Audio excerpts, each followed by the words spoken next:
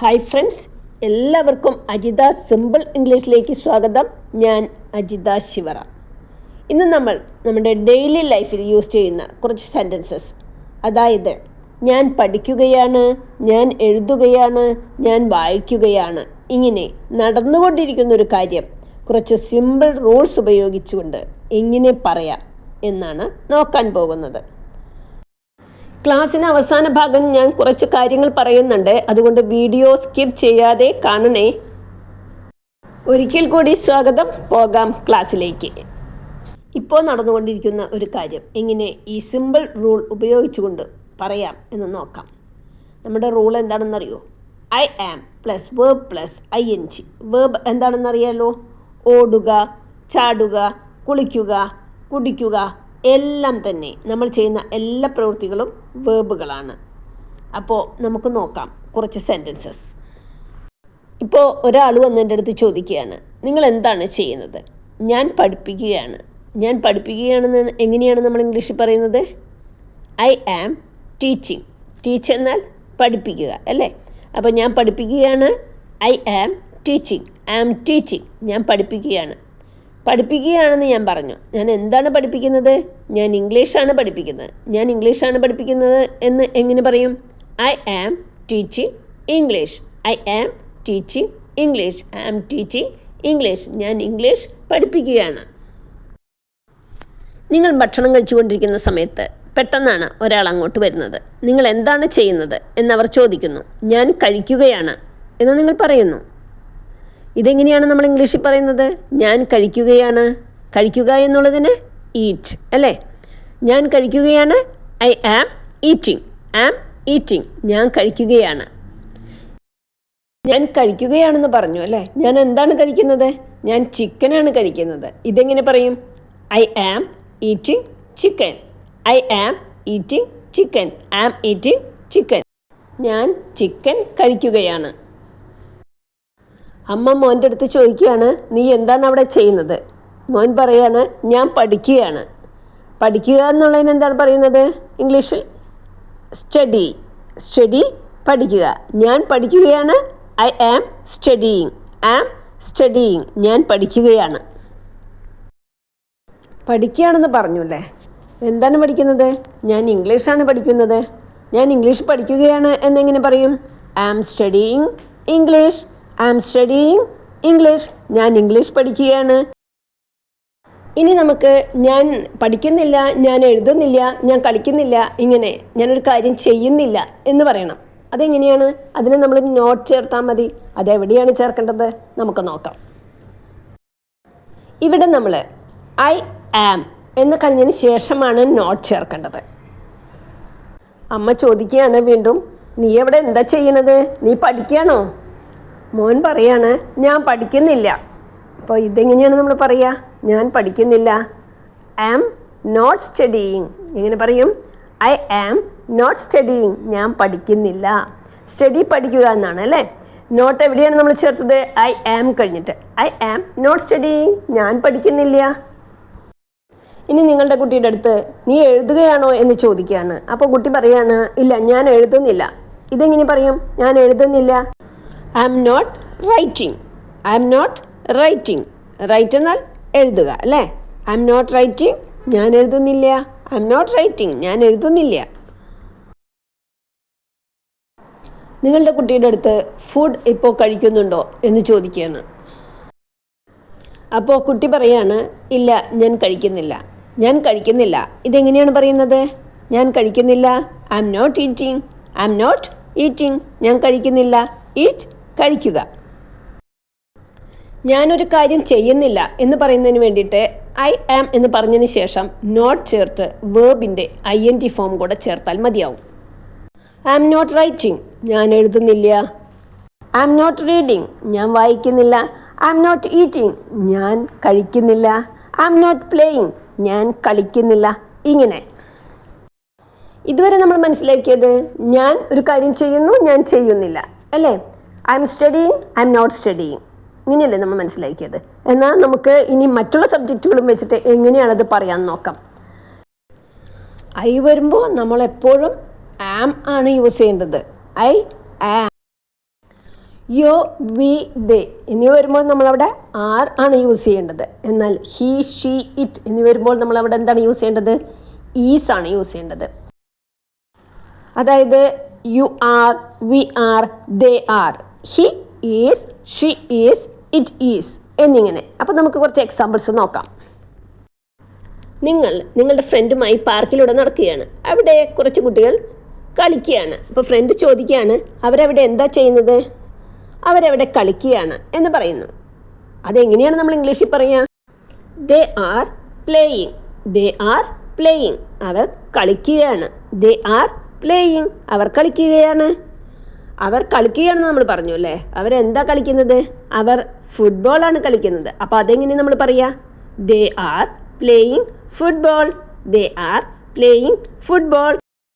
അവർ football കളിക്കുകയാണ്. അവർ football കളിക്കുകയാണ്.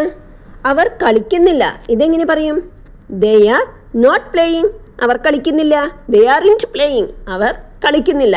ദേ ആർ നോട്ട് എന്നുള്ളത് നമുക്ക് ചുരുക്കി പറയാം. ദേ ആർ ഇൻറ്റ് പ്ലേയിങ്. അവർ കളിക്കുന്നില്ല. ജോലി കഴിഞ്ഞ് വന്ന അമ്മ സെർവന്റിനോട് ചോദിക്കുകയാണ്, മക്കൾ എവിടെയാണ്? അവർ പഠിക്കുകയാണ് എന്ന് പറയുന്നു. അവർ പഠിക്കുകയാണെന്ന് എങ്ങനെയാണ് ഇംഗ്ലീഷിൽ പറയുക? They are studying. They are studying. Study പഠിക്കുക. അവർ പഠിക്കുകയാണ്.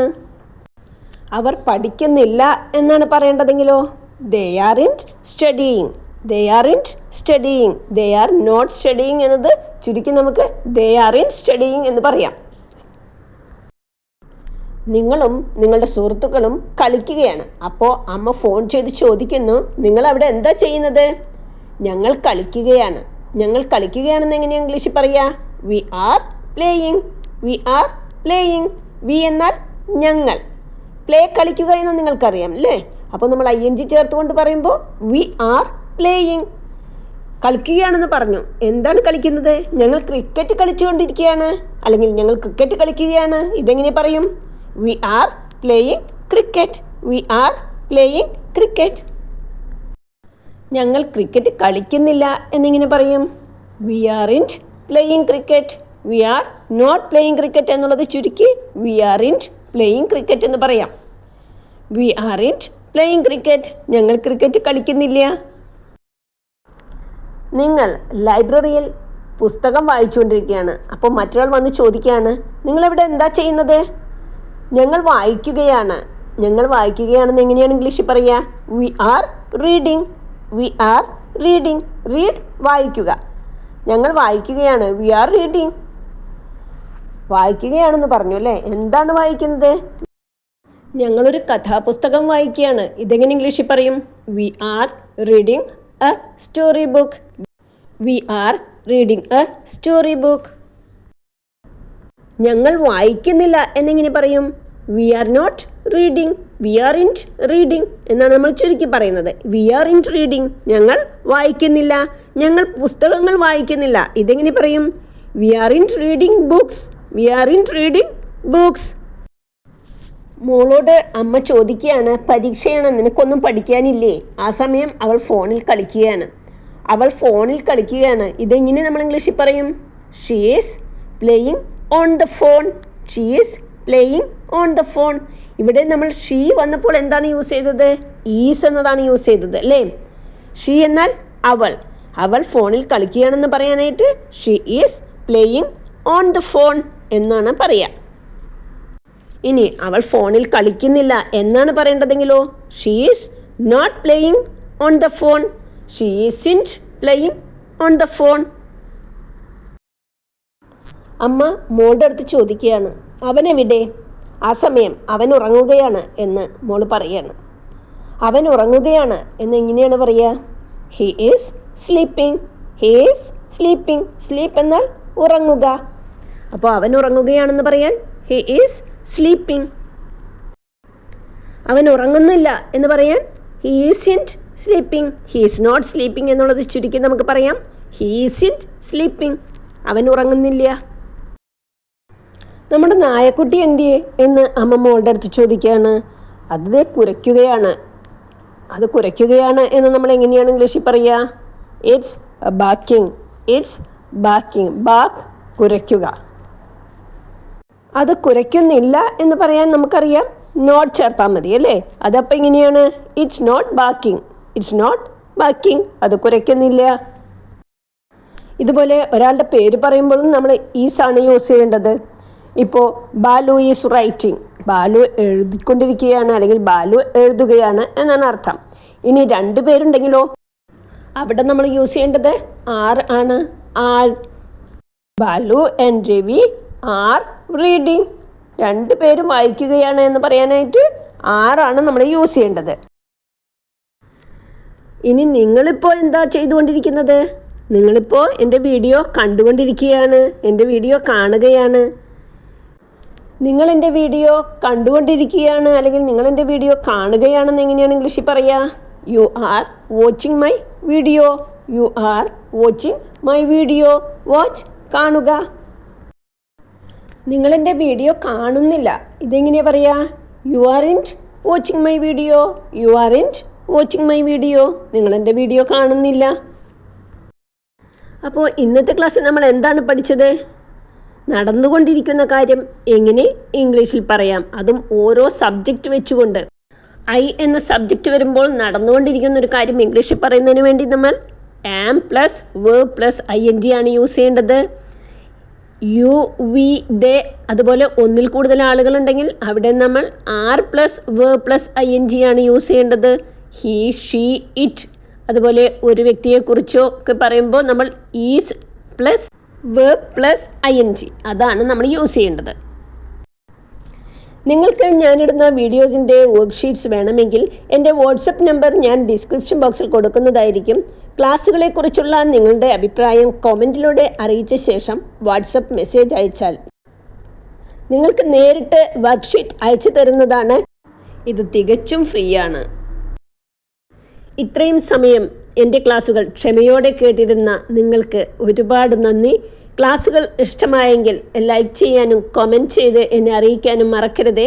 Thank you so much. Next ക്ലാസ്സിൽ നമുക്ക് വീണ്ടും കാണാം. അതുവരേക്കും take care and bye from Ajitha Sivaram.